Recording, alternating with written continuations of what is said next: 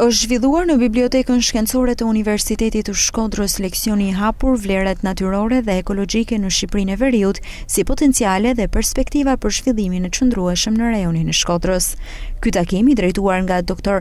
Aurora Dibra kishte për qëllim evidentimin e resurseve të Shkodrës dhe shfrytëzimin e tyre në shërbim të forcimit të turizmit. Ne jemi partner në Universitetin e Klagenfurtit dhe disa universitete të tjera në Austri, por njëkohësisht edhe bashkëpunëtor në shumë projekte për çështjet e mjedisit. Unë kam zgjedhur të prezantoj menaxhimin në aspektin e ruajtjes së biodiversitetit të 3 rajoneve që janë njëkohësisht edhe zona të mbrojtura, rajonin e liçenit të Shkodrës së bashku me lumin Buna, parkun kombëtar të Thethit dhe rezervën e mbrojtur peizazhi natyror lagunën e Vilunit.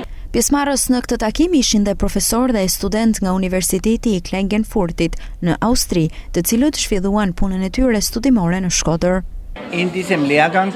Ne bëjmë çdo vit një udhtim studimor dhe këtë vit kemi vendosur të vijmë në Shqipëri. Është një vend me një histori shumë të madhe, por dhe me ndryshime të mëdha historike brenda shekullit. Pra vendosja e komunizmit, rënja e regjimit, integrimi në BE, të gjitha këto procese tranzicionale janë në kuadër të masterit ton shumë interesant. Në aspektin teorik dhe praktik, disa studentë kanë qenë më parë dhe disa tjerë kanë ardhur për herë të parë. Jemi shumë të lumtur që jemi këtu, pasi është qytet interesant dhe nga pikpamja shkencore me traditë shumë të madhe intelektuale. Ka qenë qyteti i revolucioneve, revoltave, i kundërshtimit të regjimit, prandaj është kaq i rëndësishëm. Nga ana tjetër, Shkodra është qyteti që ka resurse të mëdha natyrore, prandaj nga kjo perspektivë, mbasi do të jetë qyteti i parë që do të përfaqësojë zhvillimin e qëndrueshëm në turizëm.